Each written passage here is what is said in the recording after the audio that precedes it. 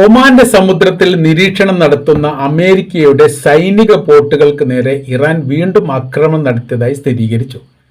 അത് ഏത് തരത്തിലാണ് ഈ ആക്രമണം ഉണ്ടായത് എന്നതിനെക്കുറിച്ച് വ്യക്തമായിരിക്കുന്ന വിവരങ്ങളൊന്നും ഇതുവരെ പുറത്തു വന്നിട്ടില്ല.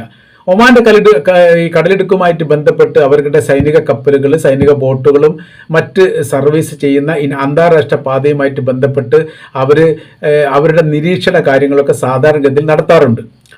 എന്നാൽ ഇറാൻ ഇതിന് പറഞ്ഞിരിക്കുന്ന മറുപടി ഈ മേഖലയിൽ നിന്ന് വീണ്ടും തങ്ങളുടെ ഹോർമസ് കടൽ കേന്ദ്രീകരിച്ചു കൊണ്ടുള്ള സൈനിക മേഖലയ്ക്ക് നേരെ ആക്രമണം നടത്തിയിട്ടുണ്ട്. 2-ലധികം തവണ തങ്ങൾ അത് പ്രതിരോധിച്ചിട്ടുണ്ട്. പ്രത്യാക്രമണം തീർച്ചയായിട്ടും ഇറാൻ ചെയ്യും, അത് അനിവാര്യമാണ് എന്നുള്ളതാണ്.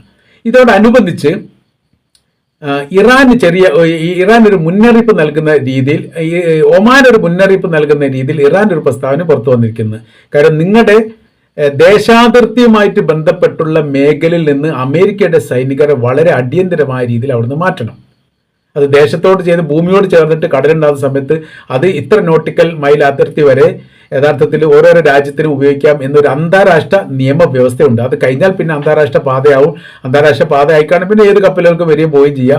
അതിൽ പിന്നെ വേറെ അവകാശങ്ങളൊന്നും ഉണ്ടാവില്ല. അത് യഥാർത്ഥത്തിൽ ഹോർമസ് കടൽ ഈ പറയപ്പെട്ട അന്താരാഷ്ട്ര പാതയാണ്. പിന്നീട് യുദ്ധമായിരുന്നു വന്ന സമയത്താണ് ഇറാന്റെ കൈവശത്തിലേക്ക് അവർ പെടുത്തുകയും അതുമായി ബന്ധപ്പെട്ട് ഉള്ള യുദ്ധം ആരംഭിക്കുകയും ചെയ്തത്. അത് അവർ പറയുകയും ചെയ്തിട്ടുണ്ട്. ഹോർമസ് തങ്ങളുടെ പീരങ്കിയായിട്ട് തങ്ങൾ ഉപയോഗിക്കുക എന്നുള്ളതാണ് പറഞ്ഞത്. ആണവായുധത്തെക്കാൾ മൂർച്ചയുണ്ട് ഹോർമസ് എന്ന് പറയുന്ന കടലിന്. തങ്ങളുടെ രാജ്യത്ത് ഒരാൾ പട്ടിണി കിടക്കുകയാണെങ്കിൽ ലോകം മുഴുവനും പട്ടിണി കിടക്കുന്ന സാഹചര്യം സൃഷ്ടിക്കാൻ ഞങ്ങൾക്ക് സാധിക്കും.